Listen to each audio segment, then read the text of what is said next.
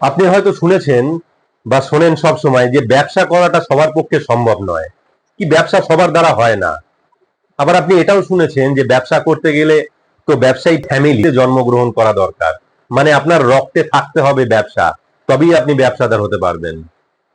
যদি আপনি সেই সমস্ত ব্যক্তিদের মধ্যে পড়েন যারা 9টা 5টা কি 10টা 6টার ডিউটি ছেড়ে নিজে ব্যবসা করার জন্য ইন্টারেস্টেড, তাহলে এই ভিডিওটা তাদের জন্য। ভিডিওটি পুরোটা দেখবেন। নমস্কার, আমি রোহন ঘটক।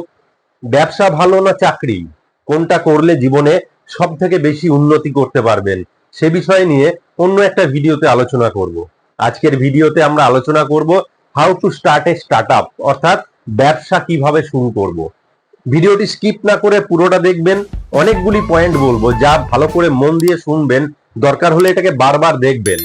বিজনেস আপনিও শুরু করতে পারবেন। আপনি যদি আপনার বস হতে চান আর আপনার ক্রিয়েটিভ আইডিয়ার উপরে কাজ করতে চান, তাহলে আপনাকে আপনার নিজস্ব বিজনেস শুরু করতে হবে। বিজনেস শুরু করতে গেলে কোন কোন স্টেপ আপনাকে ফলো করতে হবে একজন বিজনেসম্যান হতে গেলে, সেগুলো এখন বলবো।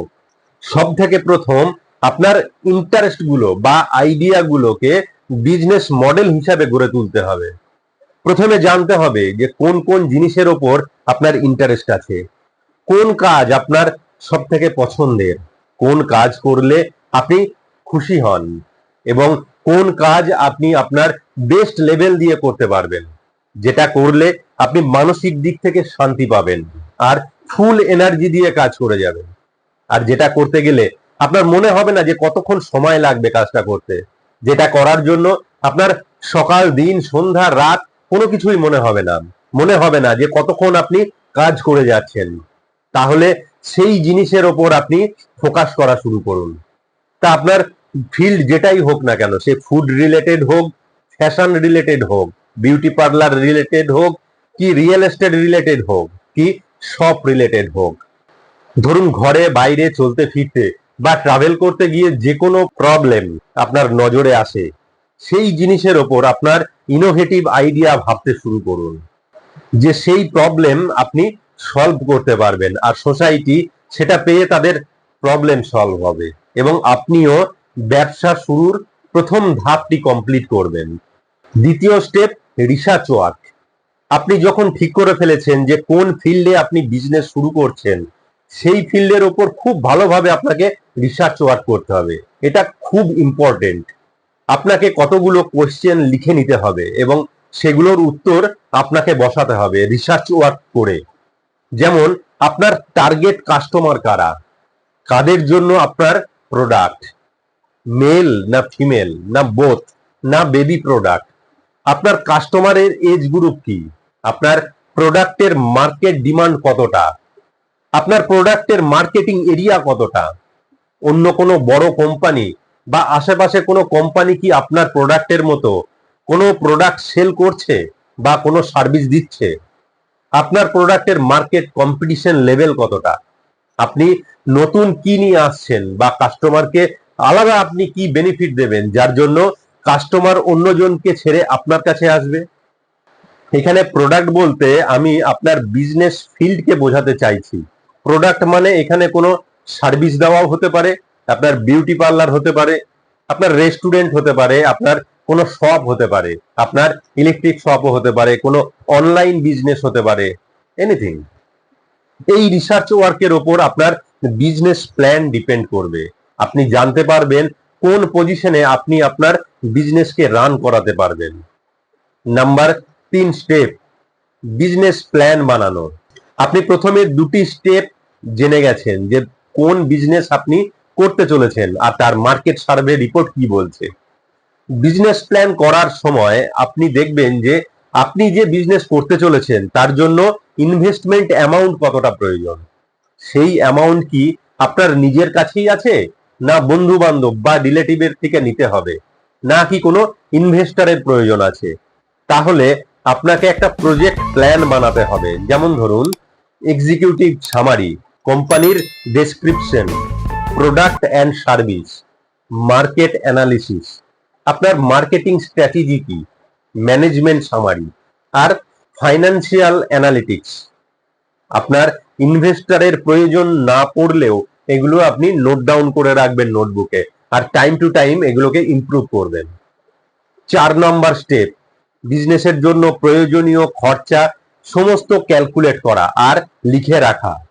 প্রথমেই মনে হতে পারে যে আর এমন কি, ছোট ছোট জিনিস লেখার কি আছে, কিন্তু এই ভুল কখনোই করবেন না। এই সামান্য ছোট জিনিস অনেক বড় রোল প্লে করে, যা আপনাকে অনেক বড় প্রবলেম থেকে বাঁচাবে। বিজনেস প্ল্যান বানানোর পর যে জিনিসের জন্য কত টাকা খরচা করছেন A to Z লিখে রাখবেন। খরচার ক্যালকুলেশনকে 3 ভাগে ভাগ করবেন। ওয়ান টাইম খরচায় কত টাকা লাগতে পারে। ওয়ান টাইম খরচা মানে ধরুন আপনার শপ বা স্টোর ডেকোরেশনের খরচা, কম্পিউটার, প্রিন্টার, এইসব যেগুলো একবার খরচা করলে অনেক বছর চলে যাবে।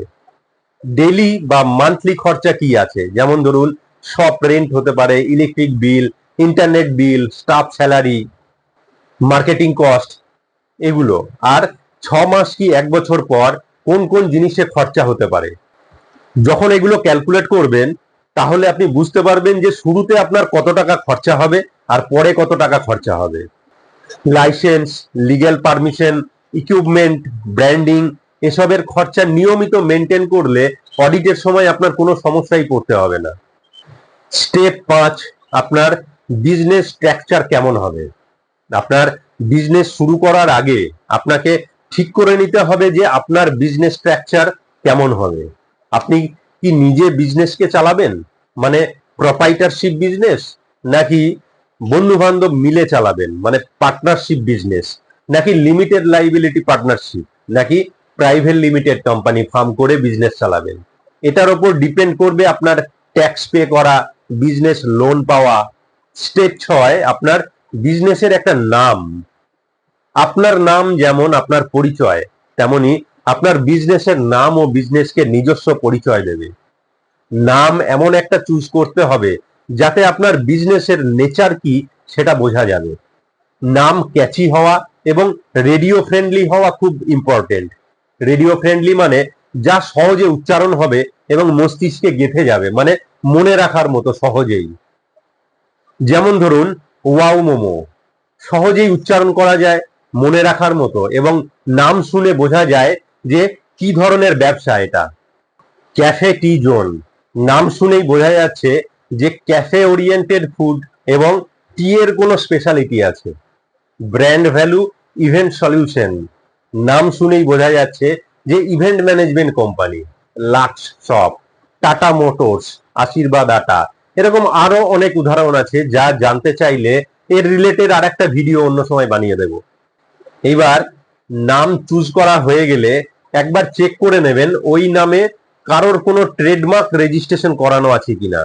আর একটা জিনিস সার্চ করে দেখবেন যে যে নাম আপনি বেছেছেন সেই নামের কোনো ডোমিন পাচ্ছেন কিনা, মানে .com যদিও না পান তাহলে .in পাচ্ছেন কিনা সেটা একবার দেখে নেবেন। নাম ফাইনাল হয়ে গেলে সবার প্রথম নামকে রেজিস্ট্রেশন করিয়ে নেবেন। 7 নম্বর স্টেপ, লাইসেন্স। আপনার নেচার অফ বিজনেসের জন্য কি কি লাইসেন্স লাগবে এটা জানা অত্যন্ত জরুরি। নিজে জানলে ভালো, না হলে কোনো সিএ বা যারা এরকম লাইসেন্স বানিয়ে দেয় তাদের সাথে কন্ট্যাক্ট করে লাইসেন্স রেডি করে নেবেন।